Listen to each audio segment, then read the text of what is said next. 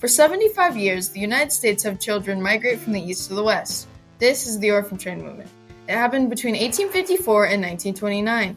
Over 250,000 orphans headed west to the new homes that were arguably better than life on the streets. However, not all children found happiness and love within these new homes. The Orphan Train Movement helped create today's children's rights by showing us why it is important that children get the care they need. Looking around the streets during the 1800s, there was disease and poverty at every grasp. Not only that, but the United States is still recovering from numerous wars and the additions of territory, which continue to bring families to decide to move within the states. Child protection laws were low and allowed kids to work at a young age. As young as the age of 4, these kids work as hard as they can with the long hours and filthy environment. The long hours, low pay, little education, and unsafe work conditions cause kids to barely be able to let them truly be kids.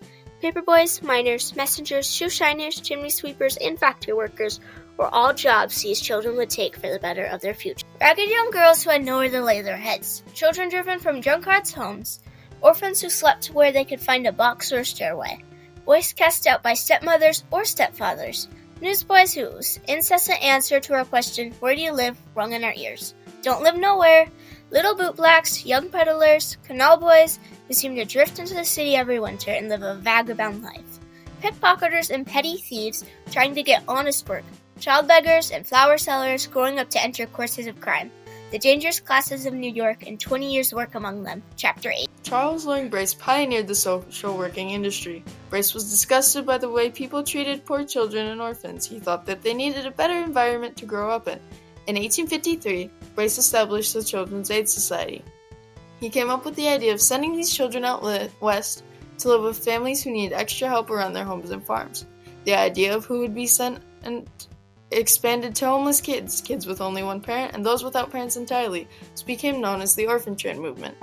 The Children's Aid Society brought the idea that children should have foster homes to go to once one or both of their parents or guardians die.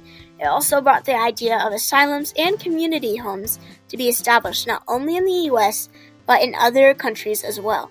The different ideas brought by the Children's Aid Society can be defined as asylums are a shelter for people who are in need, community homes are a home provided by the local authority for children who don't have any relatives or are to be placed in foster homes, and foster homes are a household in which care is provided to children if they are orphaned or removed from their home. Over 250,000 children who were orphaned or had one single parent were to be brought to a central home, or community home as we call it, where there were nurses to help care for the children. An example of a place that was established where you could leave your baby on the doorstep and they would take care of them was the New York Foundling Hospital, which was run by nuns. Or in other centers, you could pay some money for them to get even better care. These community homes and centers could be more specific about the kids that were there. Some were made specifically for babies and toddlers, while others might be for elementary-aged kids or teens. A range of companies took these kids in so they'd have a place to go and call home, but they soon decided to send the kids onto trains due to an excessive amount of kids coming in. Here are some examples with actual pictures. New York Mother's Home, Staten Island, 1887, by the Catholic Guardian Services in the top left. A wood engraving representing the New York House of Refuge in 1855 that was burned in 1839 and was replaced on the bottom.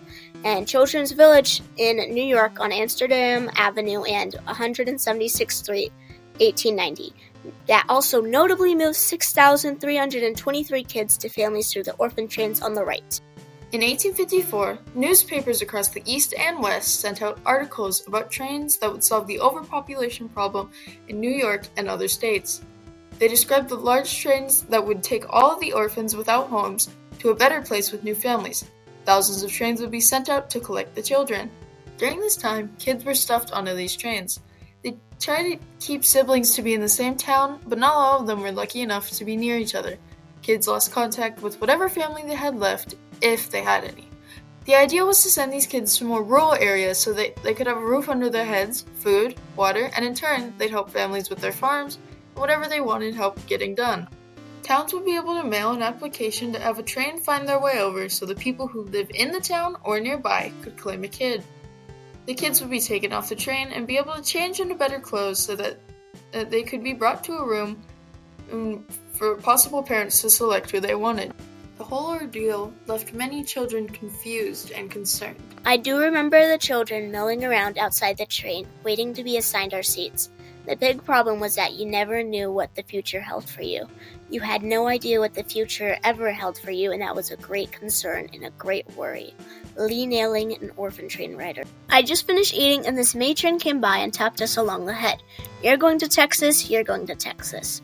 Well, some of the kids, clapped and laughed. When she came to me, I looked up. I said, I can't go.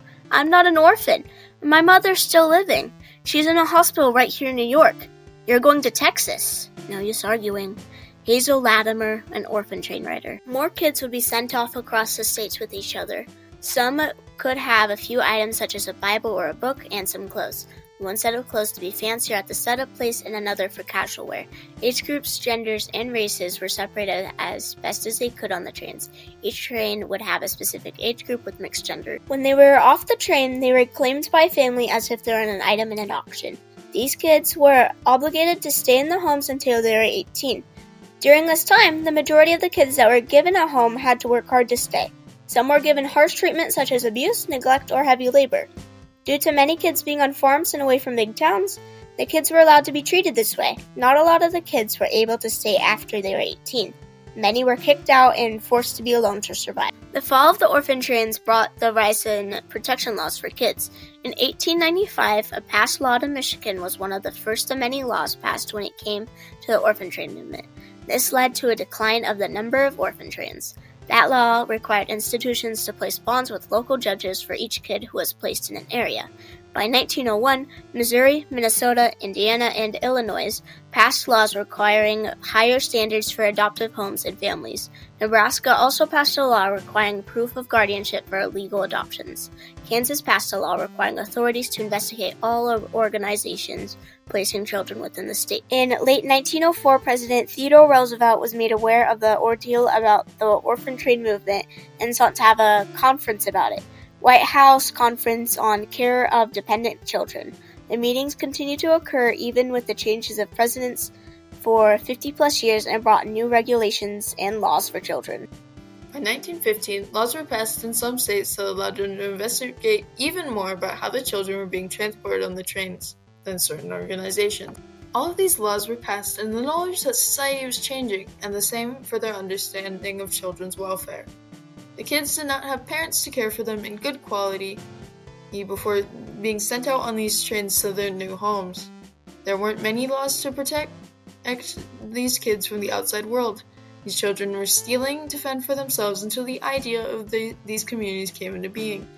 Kids would join these centers or kid communities for the better. They'd spread the kids across the country to help places not be too populated.